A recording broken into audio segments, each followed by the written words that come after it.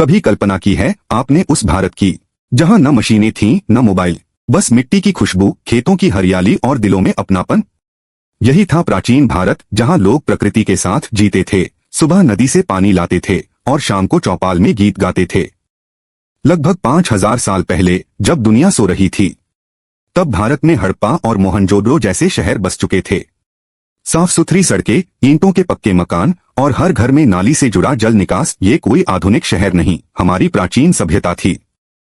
ऋषिमुनियों के गुरुकुलों में विद्यार्थी केवल अक्षर नहीं, संस्कार भी सीखते थे, जीवन जीने की कला, प्रकृति का सम्मान और आत्मा की शुद्धि। समय बदला और भारत में जनपदों का जन्म हुआ, छोटे छोटे राज्य जहां अपनी अपनी नीतियां थीं। राजा जनता से जुड़ा होता था, किसान खेतों में मेहनत करते थे और बाजारों में विचारों की आवाज गूंजती थी। यही था लोकतंत्र की पहली झलक। जब दुनिया में शिक्षा सीमित थी, तब भारत में नालंदा और तक्षशिला जैसे विश्वविद्यालयों में हजारों विद्यार्थी दूर दूर से पढ़ने आते थे। यहाँ सिर्फ पठन नहीं, चिंतन होता था, दर्शन, गणित, चिकित्सा, सब कुछ। यही था भारत का वैदिक प्रकाश। जब दुनिया बीमारी से हार मान लेती थी, तब भारत के वैद्य प्रकृति से इलाज निकालते थे।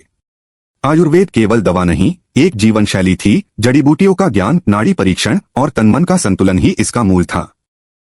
भारतीय कला केवल रंग और स्वर नहीं थे, वो आत्मा की भाषा थी। मंदिरों की दीवारों पर उकेरे गए नृत्य के दृश्य, वीणा की मधुर धुनें और रागों में बसी भावनाएं, ये सब प्राचीन भारत की आत्मा को दर्शाते हैं। ये केवल इतिहास नहीं, ये हमारी पहचान है। भारत कभी सिर्फ एक देश नहीं था, वो एक संस्कृति थी, एक चेतना थी। आओ फिर से उस भारत को जानें, अपने बच्चों को उसकी जड़ें दिखाएं, ताकि उन्हें अपनी विरासत पर गर्व हो सके। क्योंकि यही है हमारा अतीत और यही बनेगा हमारे भविष्य की नींव। अगर आपको हमारा इतिहास अच्छा लगा, तो इस सफर को आगे बढ़ाने के लिए सब्सक्राइब जरूर करें।